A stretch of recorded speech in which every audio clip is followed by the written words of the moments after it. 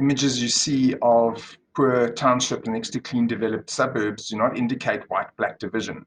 Instead, they indicate massive metro population growth, similar to other developed nations, fueled by the relative prosperity achieved in South Africa, which draws people from all over Africa.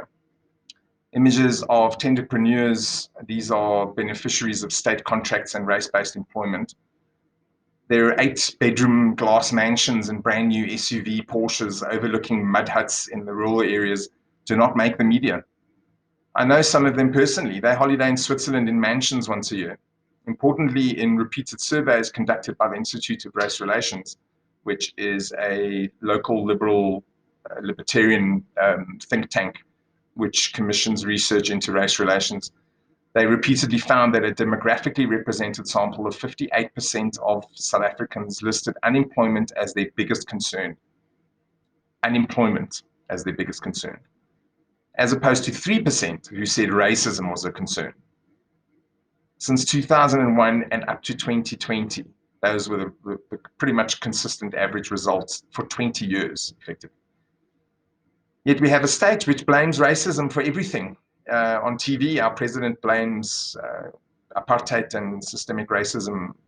Now he's being prompted by developments in America, which are reviving impressions of racism everywhere. And international race opportunism, which is what this comes down to, in 2020, the ANC state here never wanted to miss a race opportunity, took up the mantle of BLM and the killing of George Floyd, quoting activists in the USA. If you are silent on racism, you are actually perpetuating it, the CRT punchline. They called for a new struggle against racism in South Africa, 27 years after we elected Nelson Mandela as our president. We are reinventing apartheid, almost 3 decades after we ended apartheid. So despite the NDR policy, which broadly mimics CRT, the ruling party has enriched itself to the detriment of the majority poor for 27 years. The jailing of Jacob Zuma for failing to attend corruption hearings is laughable when you consider the beneficiaries of state-level looting are still in government.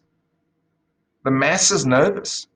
It's offensive to the Zulu nation, who have benefited little from NDR or state capture looting. The Zondo Commission inquiry into state capture corruption was broadcast live each day for the last 3 years. We all saw how pervasive and endemic the looting of state wealth has been. Yet we are expected to accept one old man being jailed as a resolution. It insults every single South African. It is important to note that in these hearings, many large corporations have been openly implicated as playing the game of bribery, fraudulent employment, and corporate equality measures, which enrich the same people over and over again. People like our current president, Cyril Ramaphosa, who has enjoyed positions on executive boards for the last 27 years, leading him to being a billionaire. President Ramaphosa has described himself as a dedicated socialist, someone who can negotiate by walking on eggshells and avoiding direct conflict. This man is the last great hope of committed liberals. As I have tweeted before, RET, Radical Economic Transformation, is official policy of the ANC to cripple foreign or white-owned assets and take land through EWC, which is expropriation without compensation, all currently well underway by various means. Brain drain since 1994 means a gradual lowering of skills every year. So policies do matter. CRT likewise requires a revolution. RET is that mechanism in South Africa. Brutally boosted by the conditions provided by COVID-19, state bailout funds only excluded white or non-BEE, which is black ownership, businesses, leaving thousands of small and medium enterprises, the lifeline of the unskilled, to flounder, stagger, and bleed out after repeated hard lockdowns. I personally know many people who lost their businesses because of this exact mechanism. So we can blame COVID, but in many countries, businesses were saved by state bailouts, which were donated. In South Africa, those state bailouts are selective by race and they are loans. They're not bailouts. So you need to understand the difference. The state openly declared this an opportunity to address NDR and RET goals. Those loans are already in arrears, and many businesses have closed or will cede assets to the state. Achieving redistribution of wealth, EWC, the policy of forcibly taking land from whites and other races, Indians and blacks as well, basically anyone the state doesn't like, is going ahead in Parliament as we speak.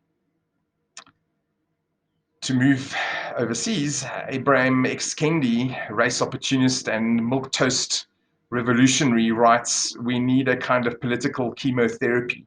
His latte version of our RET, race-based empowerment programs, action Kendi's idea, a Marxist strategy of a remedy to past discrimination is present discrimination. The only remedy to present discrimination is future discrimination. So I was quoting Kendi there. This despite the celebrated Constitution of South Africa, which likely averted civil war in 1994. Taking land from title deed owners, meaning at some point they paid for the land, means the state owns the land, meaning the ANC owns the land. This is a failed policy all over Africa, which requires more denial of reality, that the state already owns most of the land in South Africa, but has achieved nothing with it in the last 27 years. Failed state-owned farms are a recurring tragedy in the news here. Yes, comparisons to Zimbabwe are completely justified. Other policies, like a firm in gender ideology, seeks to cripple the capitalist mechanisms by dismantling the nuclear family. This while children are failing maths en masse and drowning in pit toilets here in South Africa. In education, this nation adopted the teachings of Paulo Freire. They slip in school indoctrination theory, which teaches about intersectionality and whiteness as the major problems in society. Recall the surveys of the last 20 years I mentioned earlier. The public want jobs, not psychobabble Marxism from a long-dead Marxist South American revolutionary. I have seen this with my own eyes in the current curriculum used in South Africa, and I do know that it was used as long ago as 20 years ago in the education section of education in South Africa, in basically the education of teachers and other lecturers. So the people teaching now were giving this material when they were studying. You need to understand that it's entrenched in the system.